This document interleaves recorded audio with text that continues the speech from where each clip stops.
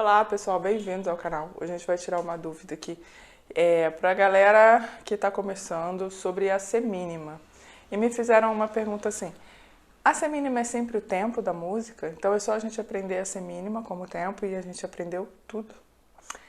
Não é bem verdade assim, mas o que eu posso afirmar é que os tempos mais comuns que a gente utiliza em música, talvez realmente a semínima seja o tempo da música, né? Mas a gente tem algumas coisas aqui pra gente avaliar, pra gente entender por que isso acontece, né? Vamos lá. Tudo a gente começa com a nossa super poderosa, né? A semibreve. Então eu vou botar ela aqui só pra gente lembrar dela e referenciar ela, tá? Em inglês, lembrando, o nome dela é whole note, que significa nota inteira. E por que tem esse nome? Eu gosto de falar desse nome em inglês. Porque dá pra gente entender um pouquinho melhor as proporções, né? Por que a gente encara a semibreve, a gente tem que guardar isso, que ela é a nota inteira, digamos assim, né? Ela é a nossa nota em que todas as outras vão ter um número relacionado a ela, né? E por isso que eu estou botando ela aqui como a toda poderosa para a gente se achar um pouquinho na história. Então, o que acontece? O nosso segundo aqui, nossa segunda nota vai ser a mínima, né? Mínima. E qual é a relação dela com a semibreve? Ela é igual a semibreve dividido por 2. E a semínima, chegamos nela, né? Semínima. Eu sempre escrevo errado, gente, por isso que eu tenho que olhar de novo para ver se eu estou escrevendo certo. E a semínima, ela é a toda poderosa dividido por 4, correto? A gente não pode nunca esquecer essa proporção. Na verdade, depois de um tempo, fica decoreba. Tanto que muitas pessoas explicam até sem mostrar essa relação, né, entre as notas. O que, na minha opinião, facilita o processo de decorar, porque ao longo da vida, quando você olha 4 aqui no denominador, ao longo da vida de músico, você olha 4 no denominador e você já sabe que é a unidade de tempo a ser mínima, né? Já fica muito natural, né? E aí fica tão natural que as pessoas esquecem dessa relação e de que a semibreve é a toda poderosa da nossa notação rítmica, né, musical. Então vamos lá. Momentos em que a semínima é o tempo da música. Todos os compassos que a gente tiver em que a gente tiver o denominador 4, correto? Tem uma aulinha aí sobre ritmo na partitura no canal, se você quiser dar uma reavivada nessas informações, que a gente fala um pouquinho dessas relações e dos compassos, né? Então vamos lá, quais são as possibilidades da semínima ser o tempo da música? Quando a gente tem, por exemplo, um compasso 4x4, que é aquele compasso básico que todo mundo começa a aprender pelo compasso 4x4, certo? Provavelmente você também começou. Muito raro alguém começar a aprender por um compasso composto, né? O segundo compasso, que isso é muito comum, o nosso compasso da música brasileira, muito comum na música brasileira, o nosso compasso 2x4, que é quando a gente vai ter duas semínimas dentro do compasso. E aqui a gente vai ter 4 semínimas. Um outro momento muito comum é no compasso 3x4, que a gente vai ter 3 semínimas dentro do compasso. Aí as pessoas normalmente perguntam assim: esses números são infinitos? Tipo assim, você pode colocar quantas semínimas você quiser no compasso? A resposta direta seria sim. Se eu quiser, se eu sou compositor, eu estou compondo a minha música, eu posso fazer 1x4, existe, tá, gente? É comum. Eu posso fazer 5x4, também é um compasso bem comum, em que a semínima é o tempo e são 5 tempos, né? A gente vai ter o compasso 6x4, o compasso 7x4, não é muito comum, compasso 8x4. Mas aí o que acontece? A partir daqui, ó, a semínima talvez já não seja mais o tempo. Aí começou a complicar, né, a informação. Por quê? Porque quando tem muito tempo dentro de um compasso, né, normalmente quando a gente bota muitas figuras dentro de compasso, elas se agregam. E, por exemplo, nesse compasso aqui, talvez o maestro, por exemplo, ele vai reger a música em 2, dividido em 2 tempos de 3 semínimas, onde o compasso passa a ser um compasso composto. calma se isso está confuso na sua cabeça. A gente vai ter uma aulinha sobre compasso composto para você entender.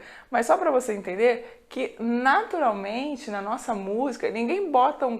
É muito difícil, tá? A gente botar um compasso na música em que a música não necessariamente pede aquele compasso. O compasso não é uma coisa imposta. A própria música, ela pede um compasso, né? Ela tem uma estrutura que é dentro de um compasso. Sem a gente entender, a gente consegue ouvir e entender quantos tempos tem dentro de um compasso, né? É muito de uma premência, digamos assim, da música em si, né? Então, quando as pessoas falam, eu posso fazer um compasso 10/4, você até pode, mas será que você vai conseguir uma música que realmente precise ser escrita num compasso 10/4? Eu acho difícil. Nada impossível, tá? Eu já vi vários tipos de coisa acontecer, mas naturalmente a música pede determinados tipos de compasso, que são o 4/4, muito comum em vários tipos de música. Música, normalmente o rock romântico, o sertanejo, são músicas totalmente escritas em 4/4. O 2/4, que a gente tem o nosso forró, que é literalmente em 2/4, né? A gente tem o 3/4, que normalmente é usado em ritmos mais... que sugerem uma valsinha, uma coisa assim, né? Uma coisa mais dançada. O 1/4, que a gente usa em momentos mais raros, quando a gente quer consertar o tempo dentro de um tempo irregular, né? É mais difícil a gente ver esse tempo. 5/4, uma música mais contemporânea. Agora, a partir disso, o 6/4 é muito comum porque acontece aquilo que eu falei para vocês, de ela se tornar um compasso composto, né? E o 7/4 acaba se tornando um compasso alternado. Calma, eu nem queria falar essa palavra aqui, mas a gente tem uns compassos aí mais avançados pra gente ver pela frente. O importante é você entender, que esses três aqui, são o que são mais usados na nossa música, né? E o que a gente vai mais ver acontecendo na nossa música. Mas, por exemplo, vamos dizer que a gente tem uma música, vou apagar aqui, que a gente tem uma música em que a mínima seja nosso denominador, né? O que é o denominador? Vamos lembrar aí das aulinhas de matemática. Denominador é a parte de baixo da fração, né? Então vamos dizer que a gente tem uma música em que a mínima é o denominador. Vou botar aqui um denominador, duas mínimas dentro do compasso, tá? Então, se eu tenho a semibreve dividido por 2, eu tenho duas mínimas, né? Tenho duas mínimas aqui no compasso. Vamos botar assim, tá? Então, eu sei que a partir daqui, desse número aqui que me é indicado, que o meu pulso, vai estar aqui. 1 e 2 e 1 e 2 e. E como é que eu faço para fazer o E desse compasso? Né? Vamos lá, olha como é que ele está chegando lá. A gente vai dividir a mínima em 2, né? Então, eu vou fazer 1 e 2 e. Certo? Então, aqui, nossa semínima não é mais o tempo. Ela é metade do tempo, dependendo do denominador que eu uso, né? A semínima pode ser também 2 tempos, dependendo do denominador que eu uso. Vamos fazer um caso em que a semínima seja 2 tempos, tá? Vou mudar aqui o denominador. Vou apagar tudo de novo, vou mostrar para vocês rapidinho. Deu para entender? Que a semínima aqui, ela é metade do tempo. Aí agora, se eu fizer um compasso em que o denominador for 8, qual é a minha unidade de tempo? Aqui é o 4, né? Semínima dividido por 8 igual a colcheia. Colcheia. Então, vamos dizer que aqui eu quero usar um 4/8, né? Então, eu vou ter 4 colcheias. E se o tempo tá aqui, 1, 2, 3, 4.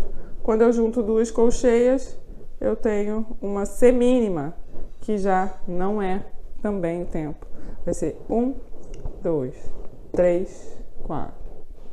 Deu para entender? Tudo vai depender do nosso denominador. Por isso que é tão importante a gente entender as relações.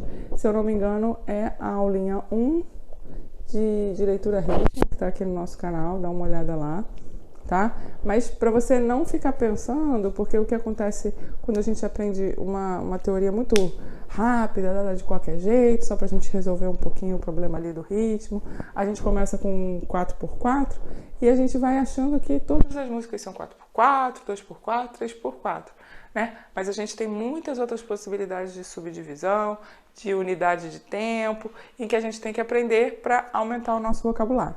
Tá bom? Espero que tenha sido útil essa explicaçãozinha. Se você tinha alguma dúvida nesse sentido, tá? E se continuou a dúvida, escreve aqui embaixo que eu faço um outro vídeo pra você, tá bom? Um beijo e até a próxima.